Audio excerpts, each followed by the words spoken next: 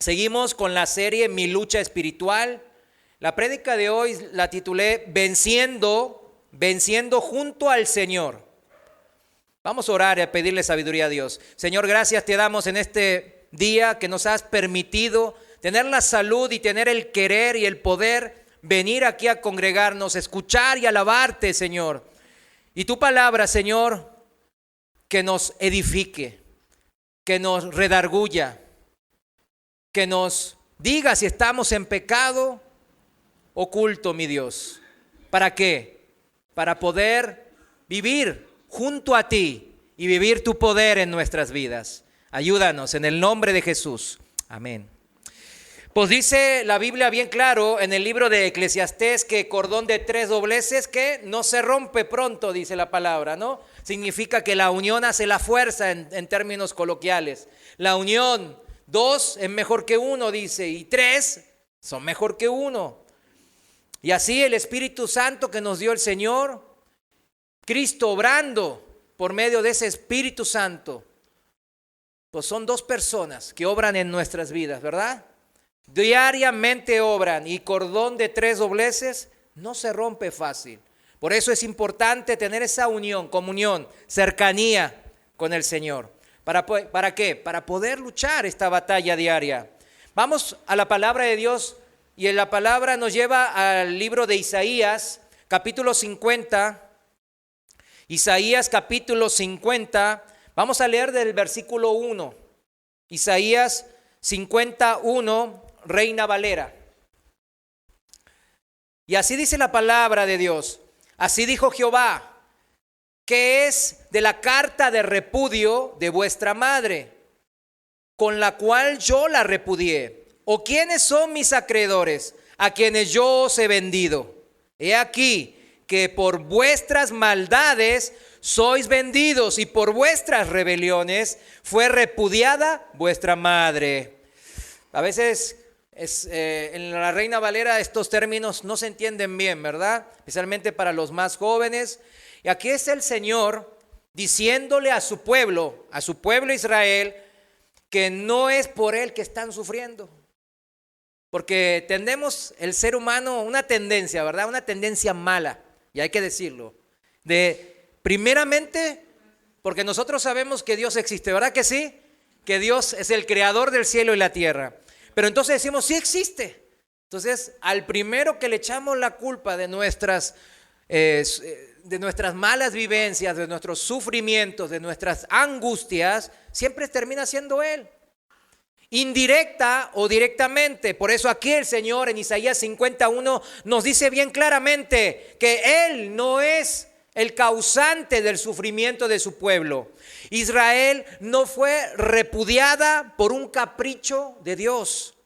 El pueblo no fue vendido porque Dios le debía algo a alguien. ¿Usted cree que Dios le debe a alguien algo? A nadie le debe nada al Señor. Dios no tiene acreedores. Quizás algunos de nosotros tengamos, ¿verdad? Algún Coppel, algún Electra ahí que los ande persiguiendo. Arrepiéntanse. Paguen. No, pero el Señor no tiene acreedores. ¿Sí me entienden? El Señor, porque esa es una costumbre de la antigüedad, ¿verdad? Cuando uno tenía mucha carga, vendía a sus hijos para poder pagar esa carga. Se vendía a uno mismo, ¿verdad? Primeramente como esclavo para pagar esa deuda. O a sus hijos también, pues juntamente con los hijos, ¿no? Entonces el Señor aquí bien claro dice, todas las calamidades que les ocurren, tú solo te las provocaste, pueblo mío. Por tu maldad, por tu pecado, estás como estás, dice el Señor. Versículo 2. ¿Por qué cuando vine no hallé a nadie y cuando llamé nadie respondió? ¿Acaso se ha acortado mi mano para no redimir? ¿No hay en mi poder para librar? He aquí que en mi reprensión hago secar el mar, convierto los ríos en desierto, sus peces se pudren por falta de agua y mueren de sed. Wow. 3. Visto de oscuridad los cielos y hago como cilicio su cubierta.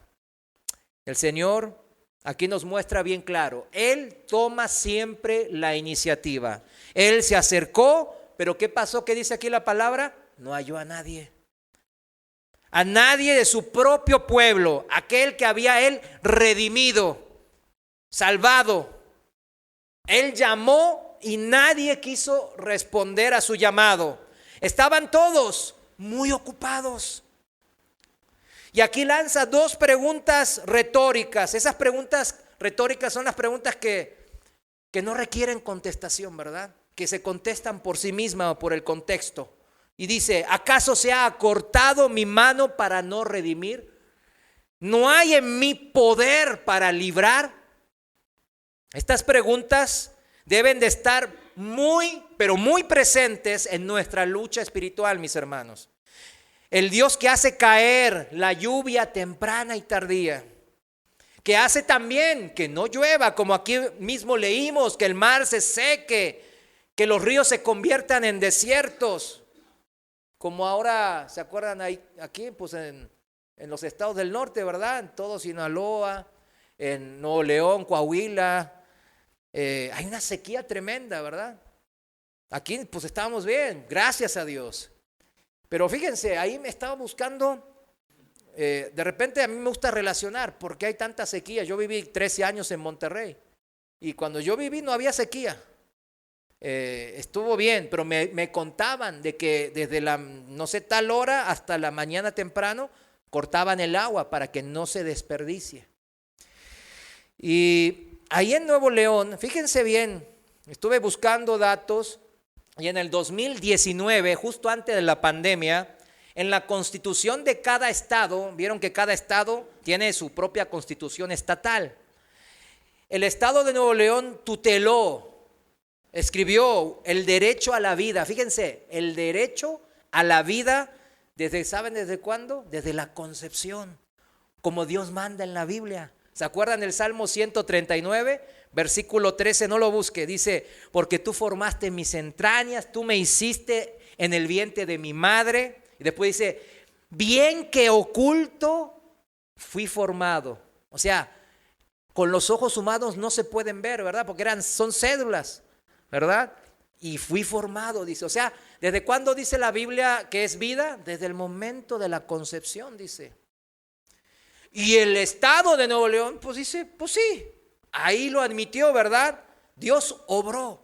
Pero fíjense, apenas salió esta ley estatal, diputados locales, congresistas, activistas, etcétera, etcétera, varias organizaciones metieron demandas a la Suprema Corte de Justicia de la Nación. Y en mayo de este mismo año, por unanimidad, la Corte Suprema anuló el artículo de la Constitución de Nuevo León que buscaba proteger la vida. ¿Desde cuándo, mis hermanos? Desde la concepción, como Dios manda. En Nuevo León desde mayo esperaban lluvias. No han llegado. Han llegado a cuentacorriente, a cuentagotas, perdón. ¿Por qué? Porque Dios es misericordioso, ¿verdad? Puede ser relacionado, puede ser que no, puede ser que sí, ¿verdad? Pero yo estuve buscando y wow, desde mayo a noviembre es la temporada de lluvia ya. Y desde mayo se ha secado todavía más, porque desde enero viven la sequía. Y cuando esperaban las lluvias tempranas no han llegado. Esperemos que lleguen las tardías, ¿verdad? Que llegan en septiembre a noviembre. Pero sabemos que el Señor obra. Siempre la falta de lluvia, la falta de agua significa, ¿qué significa? Juicio de Dios en la Biblia. Muchas veces significa eso en la Biblia. Cuando andamos lejos de Dios, siempre estamos sedientos en el espíritu. Por eso los demonios, dice la Biblia, que les gusta andar en el desierto. Es una simbología, ¿verdad? Pero es real también, físicamente, pero también simbólicamente. ¿Por qué? En el desierto andamos sedientos de la palabra. Cuando andamos lejos de Dios, andamos en maldición, mis hermanos. La maldición, como Adán y Eva, ¿se acuerdan? Que fueron echados fuera de la presencia de Dios. La maldición de Caín, que aún después de ahí mató a su hermano. ¿Y qué pasó? Todavía lo hizo vagar más lejos el Señor. El pecado nos separa de Dios, nos aleja de Dios. El Señor no ha acortado su mano para salvar, y mucho menos no tiene poder para librarnos del mal. Él es Dios poderoso. En Jeremías dice, ¿habrá algo difícil para mí el Señor? ¿Habrá algo difícil? Pregunta en forma sarcástica nuestro Señor. Pues no, ¿verdad? Dios sigue sentado en su trono. Suya es todo el poder, suya es toda la autoridad. El problema siempre, ¿quiénes somos? Pues nosotros. Por nuestra maldad y nuestras rebeliones somos echados fuera de la presencia de Dios. Miren, en su amor Él no nos quiere echar fuera, claro que no quiere, pero en su santidad no puede haber oscuridad, no puede haber pecado, no puede haber rebelión cerca de Dios. Por eso son echados por fuera, porque si no serían consumidos inmediatamente. ¿Se acuerdan en el monte de Joré cuando Moisés se presentó al Señor? Pues dijo, cuidado, que no se acerque nadie porque será consumido. No era porque Dios se la creía, entre comillas, y que se la puede creer, claro que sí, ¿verdad? Sino que era una advertencia por amor. Cuidado, no se acerquen porque mi santidad es fuego consumidor. Mejor que no se acerquen ellos, porque no los veo bien. Mejor ven tú con Josué. O sea, mis hermanos, solito, ¿qué hacemos? Solititos nos maldecimos. Solitos nos alejamos de Dios. Estábamos frente al Señor y enfrente nuestro teníamos el hacer el bien, lo que a Dios le agrada. Pero hemos muchas veces elegido el mal, lo que Dios aborrece. Estaba cercana nuestra bendición, pero elegimos la maldición.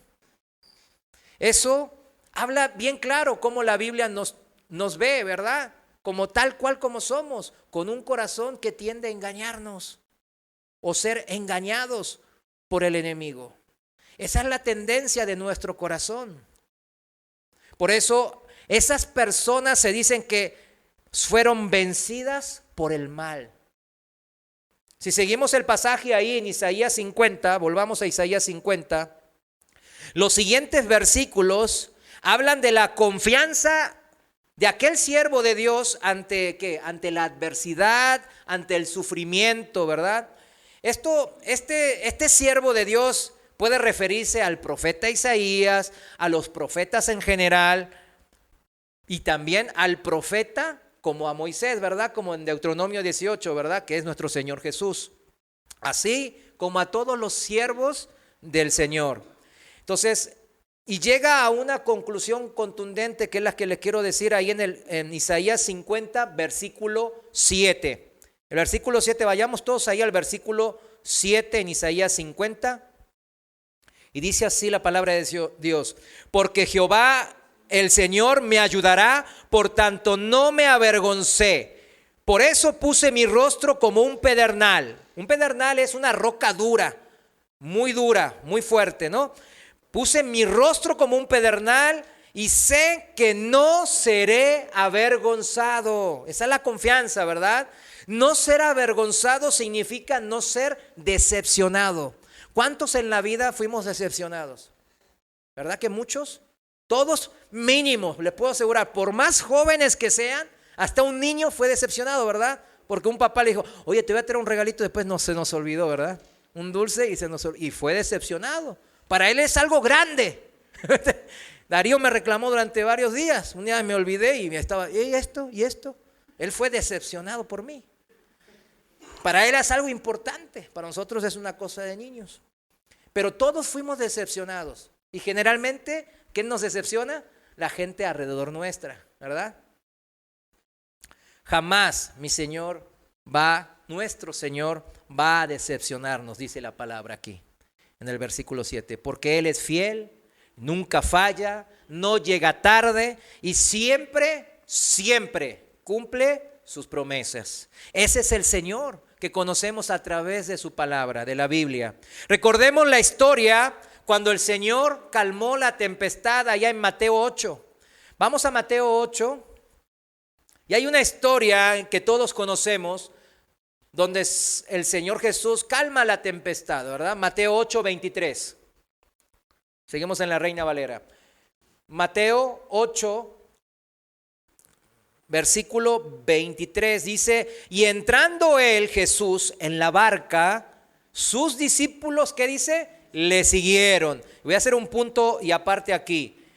Así comienza el relato de la tempestad, ¿verdad? Al parecer es un versículo corto, sin tanta trascendencia, que no conlleva mucha importancia al parecer. Pero si vemos el contexto inmediato anterior, vemos que había muchas personas que querían seguir a Jesús. Había una multitud y de ellos uno le decía: yo te voy a seguir y yo te quiero seguir. Todos quieren seguir al Señor ahí.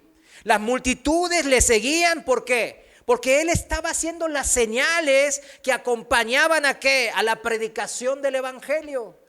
Estaba sanando, estaba echando fuera demonios, resucitando muertos, alimentando con poco a muchos.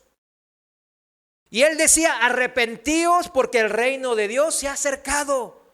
Y por medio de la predicación de su palabra, Él la acompañaba con esas señales, esos milagros poderosos, sobrenaturales, ¿verdad? Y entonces la gente se le agolpaba. Ay, vamos con Él. Ahí dice en el contexto anterior a Mateo 8:23, dice que un escriba, que los escribas son los eruditos de la ley, los estudiosos de las escrituras. Eran personas que el pueblo admiraba, tenían poder, tenían dinero, etcétera. Y el Señor, fíjense, miren, en el mundo, si alguien con poder, dinero, fama, estudioso, viene y le dice: oye, yo te quiero seguir.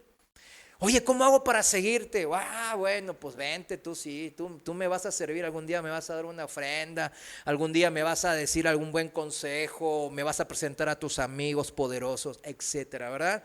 Pero el Señor no era así, ¿verdad? El Señor los confrontaba con sus propios deseos que llevaban ocultos en su corazón.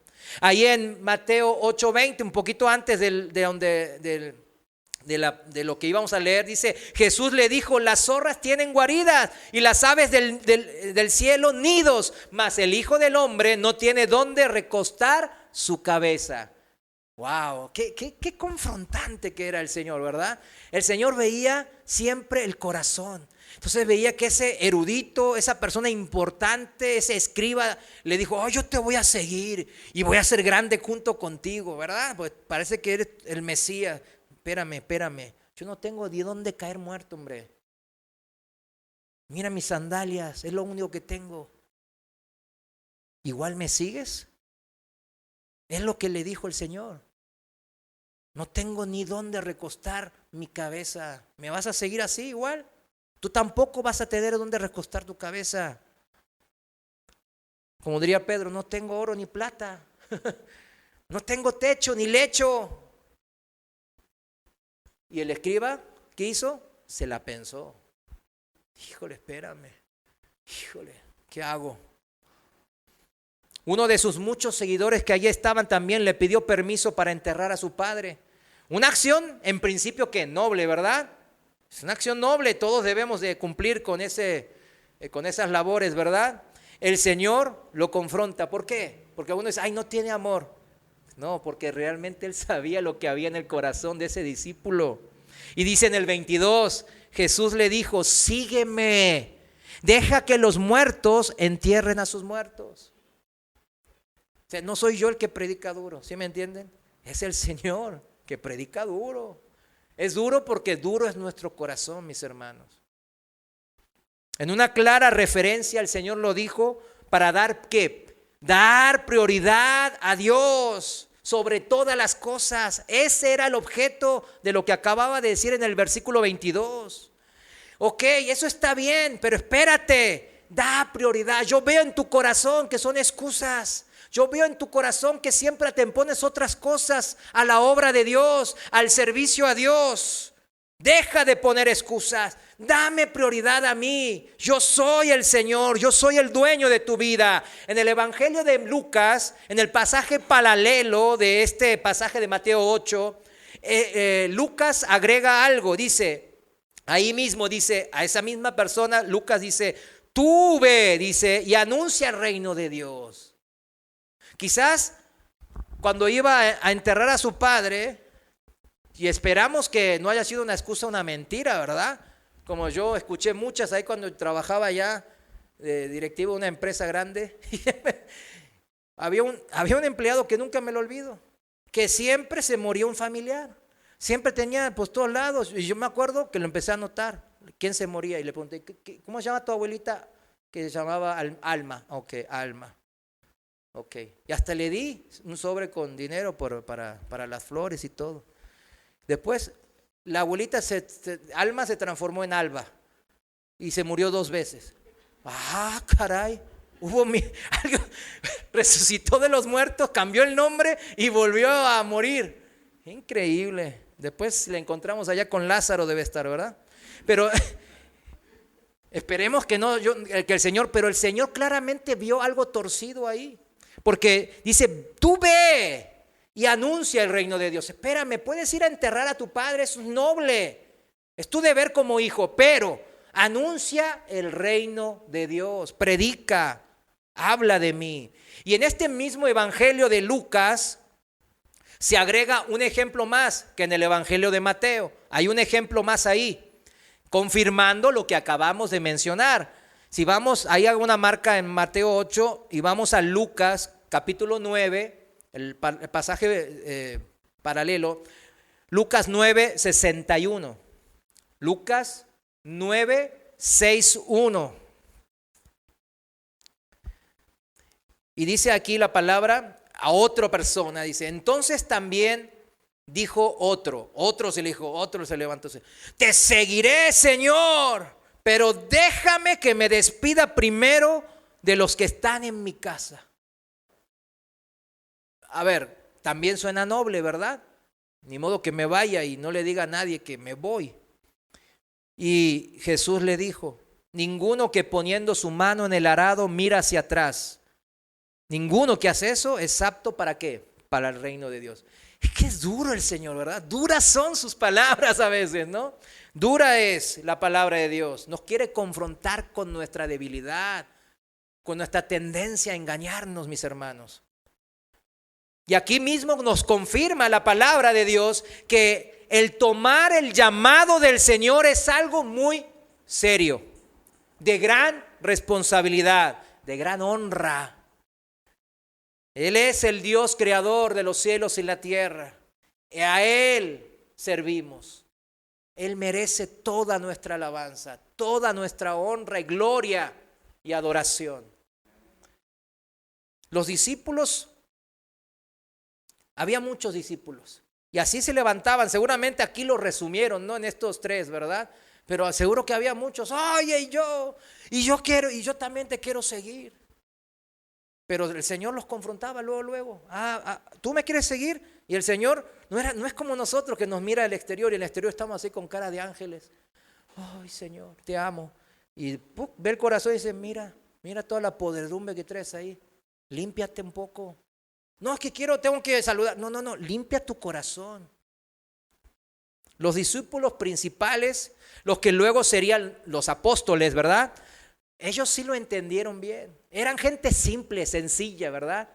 Del vulgo, como dice en la Biblia. Pero ellos, ¿qué hicieron? Dejaron las redes, o sea, su trabajo, su modus vivendi, dejaron madre, padre, hermano, para seguir al Señor. Y es por eso que cobra tanta importancia lo que acabamos de leer volviendo a Mateo 8, 23, que dice, entrando él a la barca, él entró al barco. ¿Y qué hicieron sus discípulos? Le siguieron. Eso es, sin chistar, es que tengo que, no, pues es que no hay, es.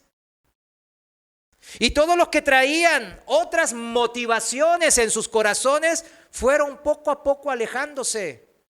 Tarde o temprano dejaron de seguir al Señor. Quizás algunos hasta llegaron a seguirlo hasta cuando lo vieron azotado, humillado, sangrentado. Dijeron, no, este siempre no es el Mesías. Espérame, ¿cómo está esto? Sígueme y vas a hacer lo que yo hago y a este le están dando duro. No, a eso no le entro. No. y se fueron. ¿Qué decía el profeta Isaías? Que no seríamos avergonzados, mis hermanos. Pero eso no significa que no nos iban a humillar, sino que no seríamos decepcionados por el Señor. Lo que está escrito, escrito está. Y Él lo va a cumplir en sus tiempos, mis hermanos. Él es fiel, nunca falla, jamás llega tarde y siempre cumple sus promesas. ¿Realmente le creemos eso, mis hermanos? Amén. Por eso, si queremos estar bajo su cobertura, ¿cuántos quieren estar bajo la cobertura del Señor? ¿Verdad que todos? Todos queremos estar, todos debemos de estar bajo sus alas, bajo la sombra del Omnipotente, todos sinónimos de ¿qué? De estar cerca con Dios, de estar apegados, de querer estar apegados junto al Señor. Entonces debemos de ¿qué? De seguirle, de entrar a la barca, de no titubear en la orilla.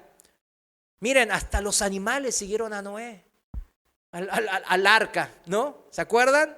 La familia de Noé siguió a su padre cuando los tiempos de Dios se cumplieron.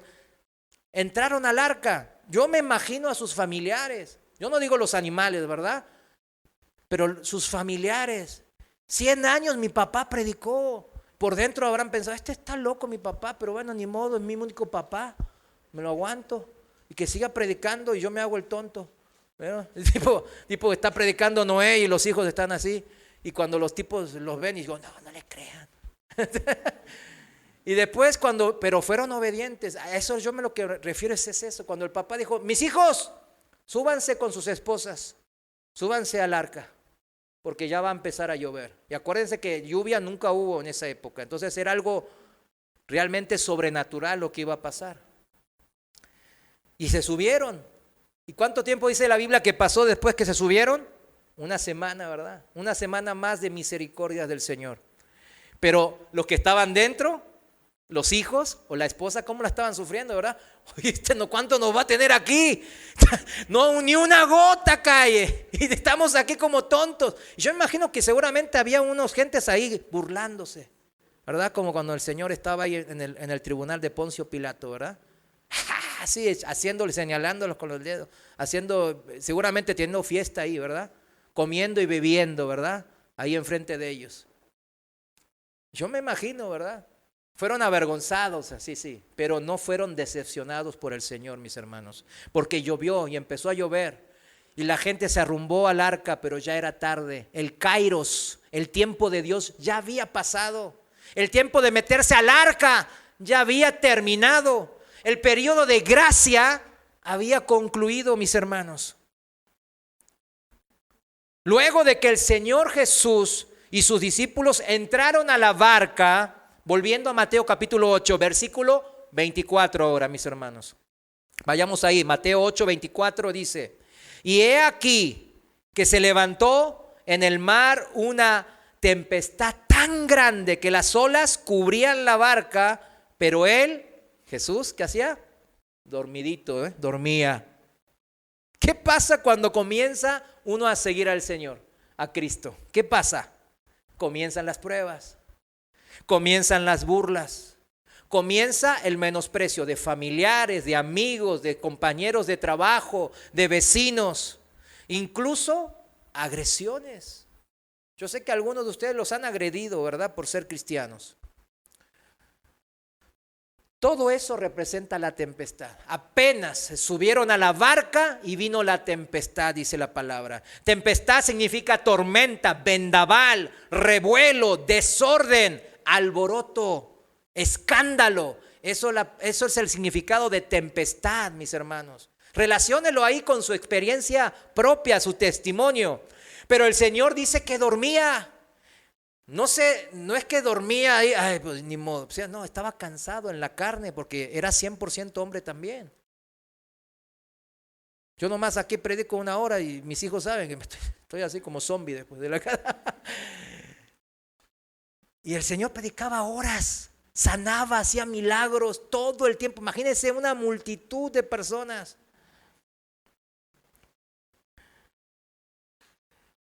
El Señor dormía representa la calma en su ser interior, a pesar de la situación de la que él esté. Él tenía que, enfrente de la tempestad, él tenía calma en su ser interior. A pesar de las dificultades, aflicciones, tristeza, qué situación usted viva en este mundo, él estaba en paz y podía dormir como un bebé. Imagínense, estaba así la barca y de él durmiendo como un bebé. ¿Qué nos habla? 25. Y vinieron sus discípulos y le despertaron diciendo: Señor, sálvanos que perecemos. Todos vemos aquí la inmadurez espiritual, ¿verdad que sí? Ya nos los han predicado esto muchas veces. La inmadurez espiritual de los discípulos que teniendo al Señor al lado pensaban que iban a perecer, etcétera, etcétera. Que el mismo Señor les reprocha en el siguiente versículo: no, hombres de poca fe. Pero también, mis hermanos, debemos de saber, debemos de destacar que a pesar de su poquitísima fe, de su pequeñísima confianza, ellos sí supieron a dónde ir correctamente, ¿verdad? ¿A dónde fueron? Con el Señor. ¿Cuántas veces estamos sufriendo y no al Señor, no vamos al Señor? Llamamos ahí está, me pararon el tránsito. Conozco yo al comandante. Comandante, miren, me pararon. ¿Y qué? O sea, ahí tengo mi amigo de no sé dónde. ¿A quién debemos de ir primeramente? Al Señor. Eso es lo que los discípulos en su pequeña fe hicieron bien. Señor, sálvanos porque perecemos. 26, él les dijo: ¿por qué teméis, hombres de poca fe? Entonces, levantándose, reprendió a los vientos y al mar y se hizo grande bonanza. La palabra bonanza significa calma, tranquilidad, paz. Su poca fe, la de los discípulos, mis hermanos, vamos a razonar. Su poca fe impidió que el poder de Dios se manifestara, ¿verdad que no? ¿Acortó el brazo poderoso del Señor para salvar? No, para nada. Las señales acompañaron a los discípulos porque estaban cerca del Señor. Y ya cerquita del Señor, pues acudieron rápidamente a Él. Ya estaban cerca del Señor. Mientras más cerca estemos nosotros, como seguidores del Señor, como discípulos de Cristo, más confianza vamos a tener a acudir primeramente a Él. Ahí está el Señor dormidito, cerca nuestro. No está lejos. Y el resultado, luego de que actúa el poder de Dios, siempre, mis hermanos, es el mismo. Después de que actúa el poder de Dios, de esas señales, esos milagros, ese poder inconmensurable del Señor, siempre hay una conclusión, siempre hay bonanza, mis hermanos. Siempre hay paz, siempre hay calma, siempre hay tranquilidad en mi vida. Algunos hermanos, cuando viven experiencias sobrenaturales, ¿verdad? Ven cosas, tienen vivencias, tremendas vivencias, ¿no? Y de repente tienen dudas válidamente de que si eso fue el poder de Dios actuando o si fue algo del diablo, ¿verdad?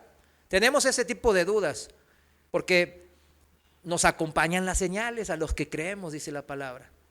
Entonces, aquí nos ayuda a razonar eso. La diferencia, mis hermanos, es clara.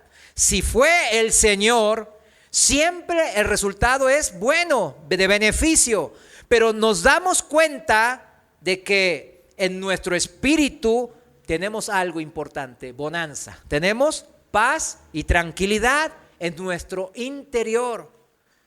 Ay, ¿esto fue de Dios? A ver, Señor, ¿hay paz? Señor, ¿fuiste tú? ¿Tengo paz en mi ser interior, en mi alma? Si hay paz, fue del Señor. Cuando es obra de Satanás o sus demonios, quizás el resultado parezca bueno, de bendición, entre comillas, para nuestras vidas, ¿verdad? Me gané la lotería, nunca la compré, es que yo confío en el Señor, pero me dijeron que la compre o me la regalaron el boleto. Y salió el gordo de Navidad. Híjole, eso es una bendición de Dios. Chéquelo, vaya con el Señor. Quizás le diga: dalo todo a los pobres. ¿Ah? A ver qué le hace ahí. Así, de repente va a estar así de alegría, ahora va a estar así de que, ay, ¿qué hago? ¿Qué hago con este boleto ahora? No, no te escucho. Eso es el diablo. Apártate de mí, Satanás, ¿verdad? Pero hay que escuchar la palabra de Dios. Inmediatamente, si no lo escuchamos, no vamos a tener bonanza. No va a haber paz y tranquilidad en nuestro ser interior. Les aseguro. Yo sé que algunos estuvieron en esa situación. No del boleto, ¿verdad? Si no, compartan. Pero no, sino de otras cosas. Decisiones importantes en sus vidas quizás. No vamos nunca a la obra de Satanás, lleva a la bonanza, a la paz, ni a la calma, ni a la tranquilidad en nuestro espíritu. Es lo contrario de Dios.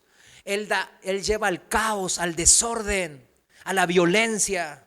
Cuando andamos cerca de Dios, en sus caminos, siguiéndole sus pasos, entonces tendremos esa paz, como dice la palabra, que sobrepasa todo entendimiento. Esa es la paz que vamos a saber, este es el camino correcto. Esta es la verdad. Esta es la vida. Podremos vencer, mis hermanos, cualquier tempestad que se nos presente en nuestras vidas, sea la que sea.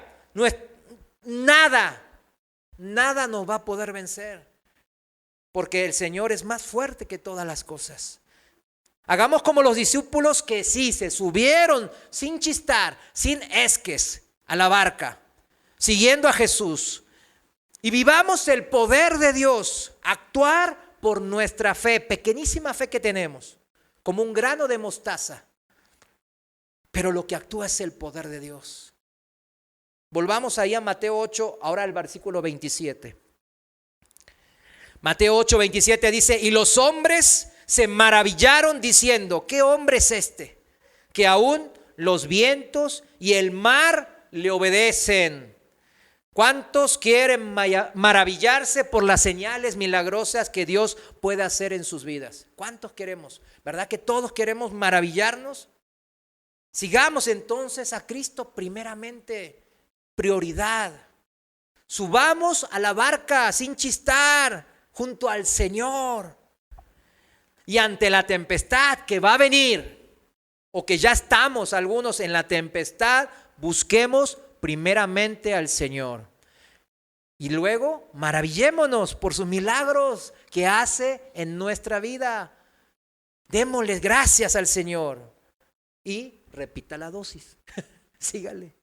Esta es la vida en Cristo, mis hermanos. Si algo anda mal en nuestra vida, algo se rompió en este procedimiento, así por así llamarlo, ¿no? Algo está roto aquí. Nuestra lucha espiritual comienza cada día, mis hermanos, desde que nos levantamos. Incluso algunos en sus sueños andan batallando con los principados y con los poderes y gobernantes del mundo espiritual. Lo importante, mis hermanos, es saber que es diaria esa lucha, para no bajar la guardia. Es todos los días. Si volvemos al libro del profeta Isaías, ahora en el capítulo 59, vamos a Isaías capítulo 59. Estos son capítulos ya, al final del libro de Isaías, son capítulos proféticos, escatológicos, mesiánicos, ¿no? Que hablan del regreso del Señor. Yo les recomiendo, son de gran esperanza, ¿verdad? Para estos últimos tiempos. Pero ahora vamos a centrarnos no en lo escatológico, ¿verdad? En su regreso. Vamos a concentrarnos en el aspecto del presente, de nuestra vida en santidad, ¿verdad? De cómo debemos vivir para llevar una vida en el poder de Dios, ¿verdad? Y sueno como esos predicadores de la prosperidad, ¿vieron? Ellos les encanta decir el poder de Dios. Y el poder de Dios. Pero el poder de Dios, ¿para qué? Para cumplir mis caprichos, ¿verdad? No, el poder de Dios para confrontarme, como recién vimos, cómo Él confrontaba a cada uno de sus discípulos en amor, pero les decía la verdad, porque la verdad a veces duele, pero hay que decirla. Ese es el poder, eso es vivir el poder de Dios. Esa vida es una vida en el poder de Dios, es una vida de negación a mí mismo. No de negación de mis pecados. ¿Sí lo entienden, mis hermanos?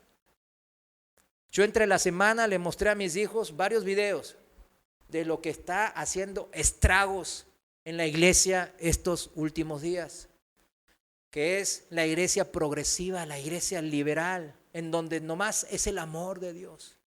Como decían, el amor radical de Dios, el amor radical de Dios. Y los pecados y el arrepentirse, no, cállate, eso puede ofenderlos y los puede alejar de Dios. Nomás háblales del amor, háblales del amor. Pero, ¿cómo comenzó el Señor a predicar, verdad? Arrepiéntanse, arrepiéntanse, porque el reino de Dios se ha acercado. Siempre es lo mismo, mis hermanos. Es la negación a mí mismo lo que me hace vivir en el poder de Dios, no la negación de mis pecados. Muchos cristianos hoy en día entonces viven al revés de la enseñanza de Dios. Viven engañados o engañándose a sí mismos. Viven negando sus pecados, ocultándolos o restándoles importancia. Ay, una mentirita de vez en cuando. Ahí en la empresa, pues tiene mucho dinero la empresa y yo nomás ahí le saco el scrap de aquí y pues ahí todos estamos en contubernio y no, pues ni modo. Ahí se va y yo lo uso para bien, no me lo gasto en bebidas alcohólicas, embriagantes. Yo lo compro la leche, los pañales de mis hijos, bla, bla, bla. Estamos restándole importancia al pecado. El pecado a Dios es un olor putrefacto. Viven estos cristianos engañándose, negando sus pecados en vez de negarse a sí mismos, tomar la cruz y seguir el ejemplo de Jesucristo, como dice en Mateo 16, 24, para los que anotan. Vayamos al pasaje en sí. Escúchenlo como lo que es la palabra de Dios, como lo que vale, como la palabra de Dios. Isaías 59:1. Lo voy a leer en la traducción viviente. Isaías 59:1 en la traducción viviente dice así: escuchen, el brazo del Señor no es demasiado débil para no salvarlos, ni su oído demasiado sordo para no oír su clamor. Son sus pecados los que los han separado de Dios. A causa de esos pecados, Él se alejó y ya no los escuchará. Las manos de ustedes son manos de asesinos. Recordemos que asesino suena fuerte, pero cualquiera que odia a su hermano o al prójimo o al vecino, ¿qué dice? Es asesino. Que hay que tener cuidado con nuestro corazón, ¿verdad? Y tienen los dedos sucios de pecado, o sea, los dedos representan mis obras. Seguimos practicando el pecado. Pecados pequeños quizás, porque nomás son los dedos, no se nota. Ay, los escondo mis dedos, me pongo unos guantes ya. Nadie los nota, mis pecados. No. Sus labios están llenos de mentira y su boca vomita corrupción, dice la palabra. A nadie le importa ser justo y honrado. Las demandas legales de la gente se basan en mentiras. Conciben malas acciones y después dan luz al pecado. Al negar su pecado, las personas, al negar sus malas acciones, las obras pecaminosas, ¿qué van? Se van acumulando. Es un acumuladero de pecados. Esto nos separa, como acabamos de leer en la palabra, nos separa de Dios y claro también de su poder que actúe en mi vida. No lo vamos a poder vivir. Eso de, por si la gente dice, ¿por qué? Soy cristiano y como que vivo bajo maldición. Pues aquí está la respuesta, mis hermanos. Dice el versículo 5, incuban serpientes mortales y tejen telas de araña. El que coma sus huevos morirá. Al que los rompa, le saldrán víboras. O sea, imagínense, ¿usted le parece que esto es bendición de Dios o están bajo maldición?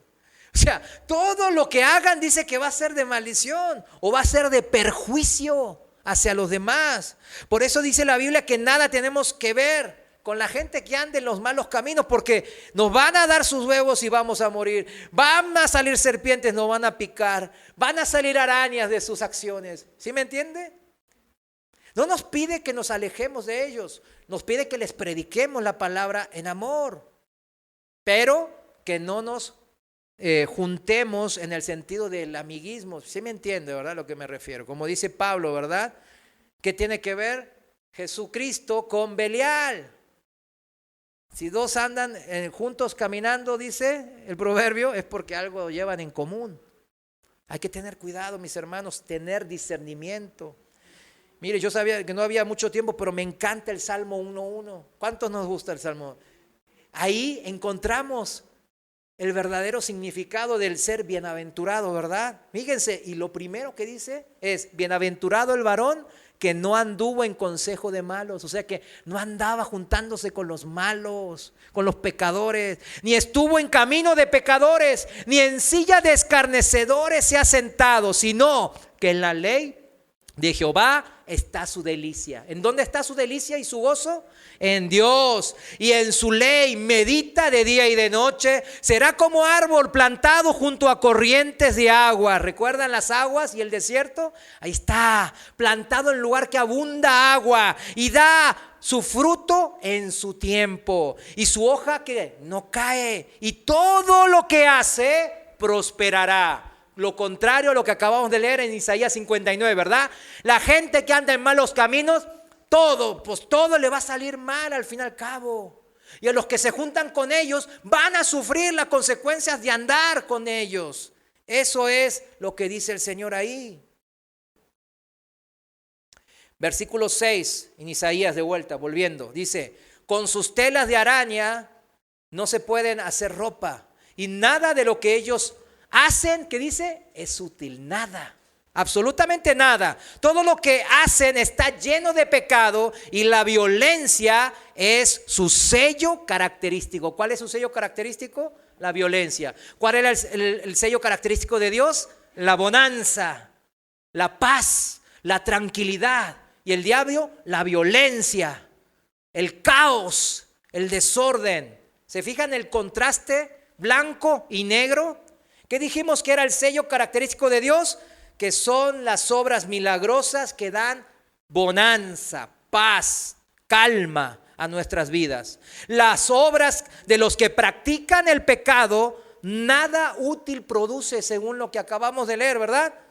Aunque a veces nosotros mismos nos engañamos de que, ay, no, sí. El típico engaño, ¿verdad? Que dice que es raíz de todos los males, que es el dinero, ¿verdad? Nos dice: no, pues vivimos, trabaje y trabaje, a la mañana hasta la noche, trabaje y trabaje y trabaje y trabaje, y descuidamos todo lo de Dios. Nos engañamos pensando que eso es beneficioso, pero no es beneficioso. No estamos diciendo que no trabajen, el hombre para comer hay que trabajar, ¿verdad? La obra es lo mismo, siempre. La obra que le da importancia a Dios primeramente es la obra que se agrada al Señor, la obra que el Señor bendice, la obra que nos genera bonanza, paz. Y dice el 7, sus pies corren para hacer, ¿qué cosa? Lo malo, y se apresuran a matar. Solo piensan en pecar, siempre hay sufrimiento y destrucción en sus caminos. No saben dónde encontrar paz o qué significa ser justo y bueno. Han trazado caminos torcidos y quienes los siguen, ahí está, los que también andan con ellos, no conocen un momento de paz, dice la palabra. Yo lo viví esto en carne propia. Quienes siguen este camino torcido no conocen la paz que sobrepasa todo entendimiento. Esa paz está cuando seguimos al Señor Jesús hacia la barca. Y los que no le han seguido, los que se han quedado en la orilla, los que están titubeando con dobles pensamientos, se han quedado sin la verdadera paz. Desde el versículo 9, ahí en Isaías, desde el versículo 9, vemos ahora cómo la persona, el siervo, se humilla ante Dios y admite su pecado. Eso es lo que nosotros debemos de hacer. Dice bien claro ahí en Isaías 59:9, seguimos en la NTV, por eso no hay justicia entre nosotros, ya hablando de nosotros, ¿verdad? y no sabemos nada acerca de vivir con rectitud. Buscamos luz, pero solo encontramos oscuridad. Buscamos cielos radiantes, pero caminamos en tinieblas. O sea, buscamos luz y cielos radiantes, buscamos bendición, pero no a Dios.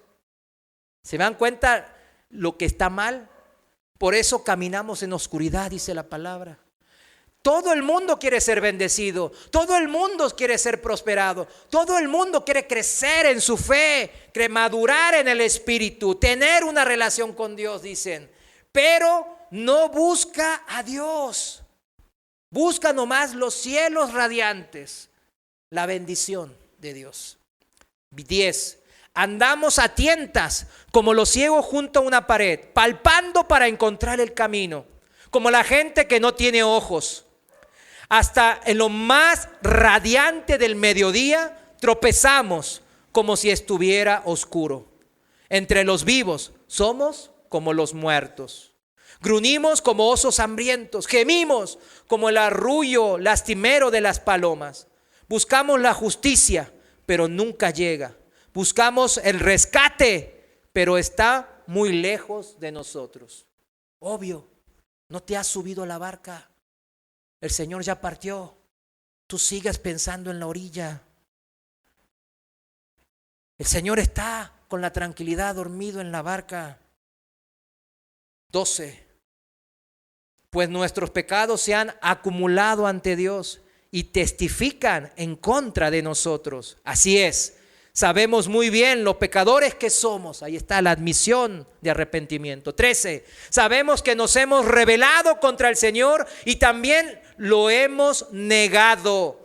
Le hemos dado la espalda a nuestro Dios. Sabemos que hemos sido injustos y opresores, preparando con cuidado nuestras mentiras engañosas. Este es el corazón verdadero de alguien que se arrepiente, ¿verdad? Ante Dios. Sin dejar nada oculto, mis hermanos. Eso es un verdadero arrepentimiento. No dejando nada oculto ante el Señor. Nada es un pecado pequeño para Dios. Todo es un pecado para Dios. Y esta es la humillación que es válida ante Dios. El arrepentimiento, la metanoia, que inicia el camino que nos acerca al Señor, que nos reconcilia con Dios y desata el poder de Dios en nuestras vidas. 18. Bajamos un poco más para cerrar. Dice, Él pagará a sus enemigos por sus malas obras y su furia caerá sobre sus adversarios. Les dará su merecido hasta los confines de la tierra. En el occidente la gente respetará el nombre del Señor. En el oriente lo glorificará, pues Él vendrá como una tempestuosa marea, impulsado por el aliento del Señor. Qué hermoso, ¿no? Qué hermosa poesía ahí, ¿no? Que va a venir como a tempestuosa marea, ¿verdad? Impulsado por el aliento del Señor. Si regresamos al lugar correcto, mis hermanos, ¿dónde es el lugar correcto para estar nosotros en nuestra vida? Junto al Señor. ¿Por medio de qué? Lo acabamos de leer, por medio del arrepentimiento genuino de todo pecado. La tempestad que vivimos, por más terrible, catastrófica que nos parezca, imposible de resolver, esa tempestad será destruida por una tempestad aún mayor, que es el mismo Señor, que va a venir con el aliento mismo para destruir toda tempestad en nuestra vida. 20. El Redentor vendrá a Jerusalén para rescatar en Israel a los que se hayan apartado de sus pecados, dice el Señor. Aunque, o sea, esta es una referencia a su regreso triunfal, ¿verdad? Pero aquí nosotros tenemos una aplicación práctica para nuestra vida en santidad, mis hermanos. Para acercarme al Señor, ¿qué dice acá que tengo que hacer? Apartarme de mis pecados. No puedo ir al Señor con mis pecados aquí abrazado. Ya dejé el 95% de mis pecados, aquí está, nomás es el 5%, está chiquito. Aquí está nomás, aquí me lo llevo. No hace nada. Y vengo al Señor. ¿Usted cree que es válido eso? Claro que no. No es válido. Tiene esta aplicación de que el Señor aún viene en rescate a pesar de cualquier tempestad que estamos viviendo, a los que se apartan del pecado completamente. 21, y aquí termina, dice: y este es mi pacto con ellos, dice el Señor. Mi espíritu no los dejará, ni tampoco estas palabras que les he dado. Amén, ¿verdad? Yo digo amén a esto. Estarán en sus labios y en los labios de sus hijos y de los hijos de sus hijos. Para siempre yo, el Señor, he hablado. A mí me encantan estas promesas del Señor, porque el Señor sobreabunda. Cuando Él promete, no se queda corto. En eso tampoco se queda corto. Para bendecir, Él extiende sus brazos. Acá dice: nuestros hijos y los hijos de nuestros hijos. Y para siempre yo, el Señor, he hablado. Si yo busco al Señor para acercarme de un corazón sincero, puro, o sea, arrepentimiento, ¿verdad? Como lo que ya sabiendo que Él es, ahora sí, lo más importante en mi vida. Su promesa, que es esta que acabamos de leer, es que nunca Él nos abandonará, nunca jamás nos desamparará, jamás seremos avergonzados, nunca Él nos va a decepcionar. El Señor así ha hablado y su palabra es verdad y permanece para siempre esta palabra. En la traducción actual, ahí en el versículo 21 dice: Dios dijo, yo hago un pacto con ustedes. Les prometo que mi poder y las enseñanzas que les he dado nunca se apartarán de ustedes ni de sus descendientes. En esto creemos, mis hermanos. ¿Cuántos quieren abrazar esta promesa del Señor? Vamos a abrazar esta promesa, ¿no? Cerramos. A modo de resumen, vayamos a Santiago capítulo 4:8. Este es un resumen. El apóstol Santiago lo resume en todo lo que acabamos de ver. Verán cómo lo resumen en este versículo. Santiago 4:8, que no hace falta explicarlo. Leámoslo en la Reina Valera. Dice: acercaos a Dios y Él se acercará a vosotros. Pecadores, limpiad las manos, y vosotros los de doble ánimo, los que andan con pensamientos de Dios y del mundo, ahí lo están tratando de combinar y hacer malabarismos. Dice: no, purificad vuestros corazones. Si te acercas a Dios, dice el Señor, Él se acerca más. Ese es. ¿Recuerdan en Juan 6:37 que dice: al que a mí viene, no le echo fuera? Al que al Señor viene, Él lo abraza. Usted se acerca aquí y Él lo agarra. Vente, mi hijo. Eso es el Señor. Dice: pecadores. ¿Cuántos somos pecadores? Amén. Limpiad las manos. Como le dijo al Señor al paralítico de Betesda, como le dijo a la mujer adúltera: ve y no peques más, les dijo. Y los de doble ánimo, los que andan con la mente dividida, que en estos últimos tiempos son muchos cristianos, los que quieren seguir a Dios y también al mundo. No se puede, dice el Señor. Él dice: purificad vuestros corazones. Arrepiéntanse de pecados, límpiense en la preciosa sangre del Cordero de Dios y ya no piensen en las cosas de este mundo, que yo se las voy a dar como añadidura, como un extra. No se preocupen, preocúpense en subirse a la barca y el estar lo más junto a mí, dice el Señor. Amén. Amén. Vamos a orar. Señor, gracias te damos porque tu palabra es como toda espada de dos filos, Señor, que penetra nuestra alma y espíritu, lo más profundo de nuestros corazones y articulaciones, Señor, de nuestro ser interior, y nos redarguye y nos instruye y nos lleva al camino correcto, Padre, que es estar junto a ti, Padre, cerca tuyo, ahí en la barca contigo. Y a pesar de cualquier tempestad, caos, dificultad, aflicción, pérdida que tengamos que vivir en este mundo temporal, nosotros hemos elegido estar en esta barca, en tu barca, mi Dios. Por eso en ti confiaré, mi Dios.